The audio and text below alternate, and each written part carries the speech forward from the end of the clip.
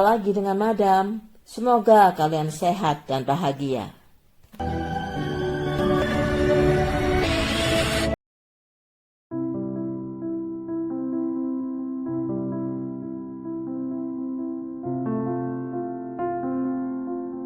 Pacoima terletak 30 km dari pusat kota Los Angeles. Pada tahun 1980, wilayah ini merupakan wilayah rawan. Banyak terjadi kasus pelanggaran hukum. Saat itu 15 Desember 1980, sekitar pukul 11 malam. Seorang saksi menceritakan peristiwa yang tragis di depan matanya. Dia melihat sebuah mobil yang dikendarai seorang wanita berhenti di depan traffic light. Saat lampu merah, tiba-tiba seorang laki-laki mengarahkan senpi kepadanya dan memaksa wanita tersebut membukakan pintu mobil. Karena nyawanya terancam, dia terpaksa menuruti perintahnya, dan laki-laki itu pun duduk di depan. Dua orang temannya juga masuk dan duduk di kursi belakang. Lelaki yang duduk di depan mengambil alih kemudi, melarikan mobil dengan cepat, dan terdengar jerit wanita itu penuh ketakutan. Sayang sekali saksi yang bernama Paul Woods tidak mampu berbuat apa-apa, bahkan tidak sempat menghafal nomor mobil tersebut. 6 jam kemudian, sekitar pukul 5 pagi, kepolisian Pacoima merespon laporan sebuah mobil terbakar di daerah Bromont. Tidak diketahui siapa pemiliknya karena plat nomornya sudah tidak ada. Tak lama kemudian, kantor polisi Pacoima didatangi oleh seorang wanita melaporkan bahwa sahabatnya yang seharusnya sudah sampai rumah pukul 12 malam belum juga tiba. Dia sudah mencarinya kemana-mana, namun tidak ada hasilnya. Ketika dia mengetahui telah terjadi kebakaran mobil, kemungkinan besar itu mobil sahabatnya yang bernama Melanie Uribe. Melanie seorang single parent dengan 1 anak, seorang perawat di sebuah rumah sakit. Menurutnya dia seorang yang bertanggung jawab, jadi tidak mungkin pergi begitu saja tanpa memberitahu orang terdekatnya. Polisi kemudian menginvestigasi mobil yang sudah terbakar itu, namun tidak ditemukan sidik jari ataupun petunjuk lainnya, karena kondisinya sudah terbakar. Maka polisi menemui satu-satunya saksi, Paul Wood. Ketika diwawancara, Paul menceritakan kronologi kejadiannya. Di TKP ditemukan kotak tisu. Ketika ditanyakan kepada teman satu apartemennya, ternyata benar itu kotak tisu milik Melanie yang ada di mobilnya. Keesokan paginya, polisi dibantu masyarakat mencari keberadaan Melanie secara masif dengan menggunakan helikopter, kuda, maupun anjing pelacak. Pencarian dilakukan di daerah lembah bertebing yang dekat dengan tempat mobil terbakar. Lembah yang penuh tebing di daerah itu memang sepi, sehingga merupakan tempat paling mudah untuk membuang tubuh manusia. Sementara itu di tempat lain, siang hari sekitar pukul 3, seorang pegawai bagian pengiriman paket bernama Eta yang saat itu berusia 33 tahun mendengar berita hilangnya Melanie Uribe melalui radio, dan polisi sedang berusaha keras mencarinya. Tiba-tiba dia mengalami kejadian aneh. Dia mendengar suara, "Aku ada di suatu tempat, aku ada di sini." Dan dia seolah berada di tempat itu dan melihat seorang wanita tergeletak tak bernyawa.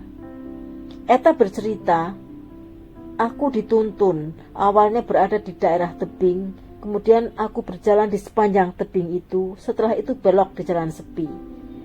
Lalu aku berjalan terus. Di pinggir jalan itu aku melihat seorang wanita tergeletak. Di belakangnya ada bukit. Jangan-jangan wanita itu Melanie Uribe."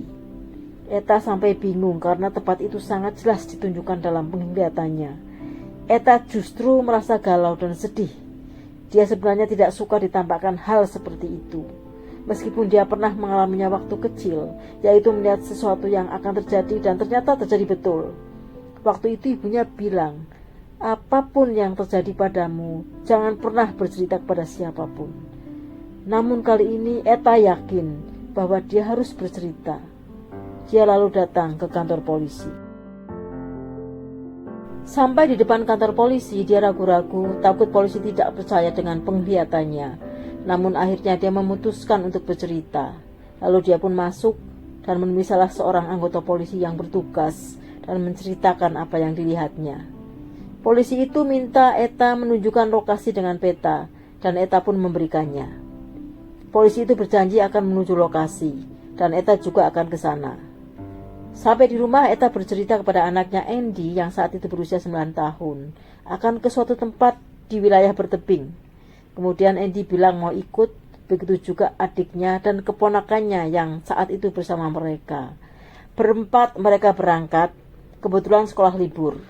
Sepanjang jalan, Eta mengingatkan kepada anak-anak kalau melihat jalan di sebelah kiri atau kanan untuk memberitahunya. Di tengah perjalanan, Eta berhenti melihat ada jejak ban mobil. Hatinya merasakan sesuatu yang aneh. Dia merasa harus berhenti. Kemudian dia turun, tangannya ditempelkan ke jejak ban mobil tersebut. Tiba-tiba Eta melihat sesuatu yang sangat menakutkan. Seorang wanita sedang mengendarai mobil, tiba-tiba 3 orang laki-laki memaksanya masuk. Lalu mereka membawa wanita itu ke daerah sepi. Kemudian memaksanya melayani hasratnya dengan dibantu oleh 2 orang teman. Dan akhirnya menghabisi korban dengan menimpakan batu di bagian kepala berkali-kali. Dia melihat wanita itu sangat ketakutan dan menjerit-jerit. Lalu Eta mengajak anak-anaknya turun dan mereka semua menengok ke kanan ke kiri. Anaknya yang perempuan mengatakan melihat sebuah jalan kecil di sebelah kiri. Ternyata benar, mereka pun berjalan menyusuri jalan itu. Setelah 1/4 jam berjalan, mereka dikejutkan oleh pemandangan yang mengerikan. Seorang wanita tergeletak. "Oh my God," kata Eta, "inilah wanita yang selama ini dicari."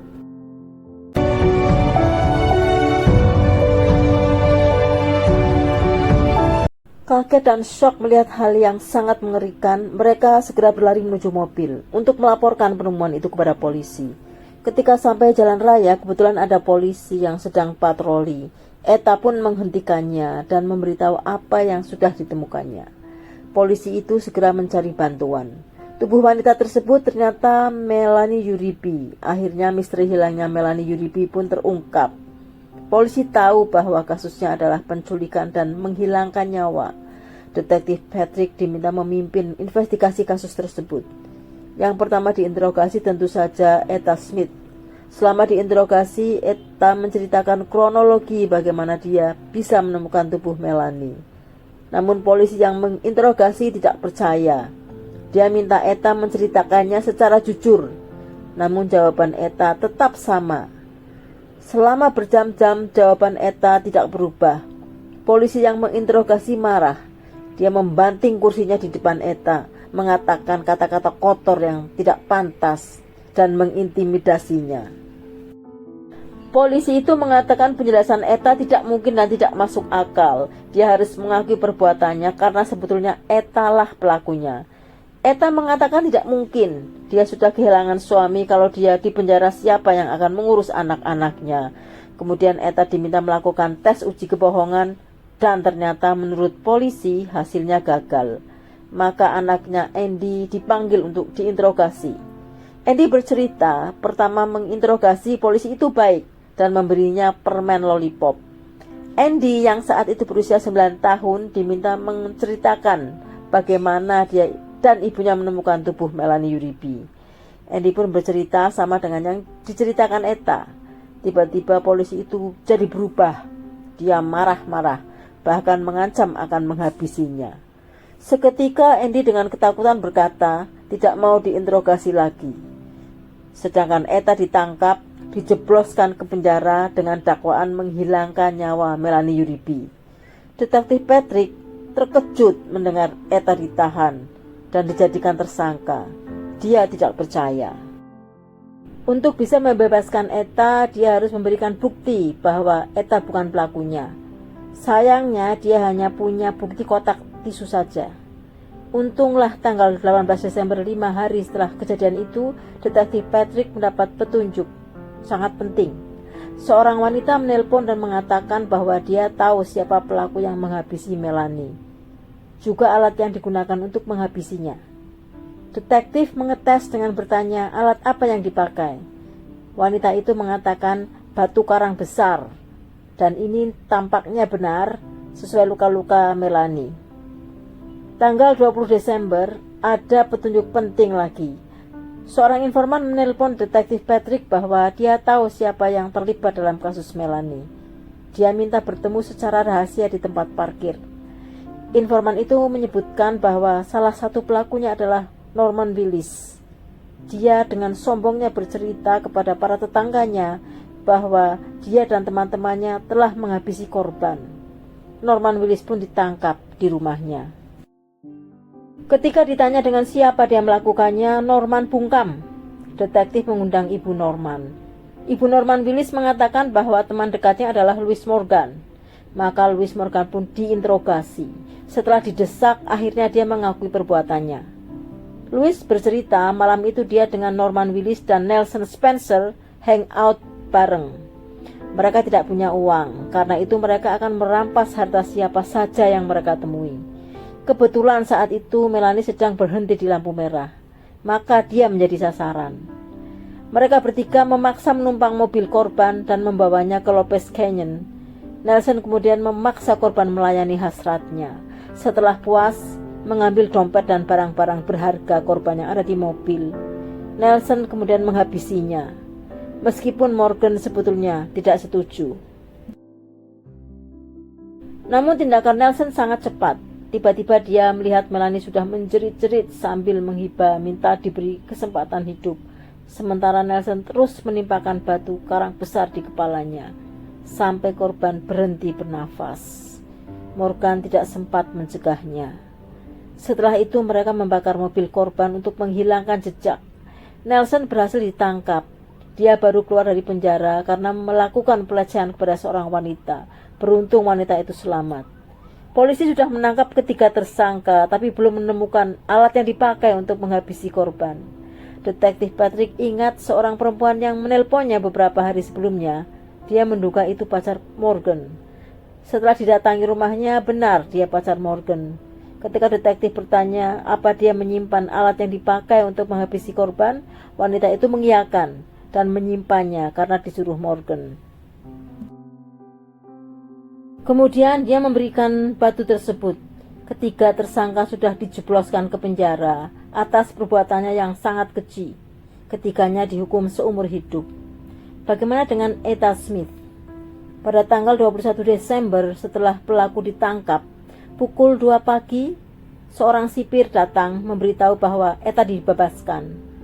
Etta tidak bertanya kenapa dirinya bebas, dia juga tidak peduli karena marah diperlakukan dengan buruk sekali. Walaupun cuma 3 hari di penjara, berat badannya turun karena dia sebenarnya stres di penjara dan mendapat perlakuan kasar. Setahun kemudian melalui pengacaranya, Etta mengajukan tuntutan atas perlakuan polisi kepadanya dan anaknya Andy selama interogasi. Etta menang dan mendapat kompensasi sebesar 27.000 US dollar atau sekitar 400 juta rupiah. Etta tidak akan pernah melupakan Melanie. Dia adalah korban dari seorang yang sama sekali tidak memiliki perasaan. Sekian dulu guys, semoga kita bisa mengambil hikmah dari cerita ini dan terima kasih sudah menyaksikan.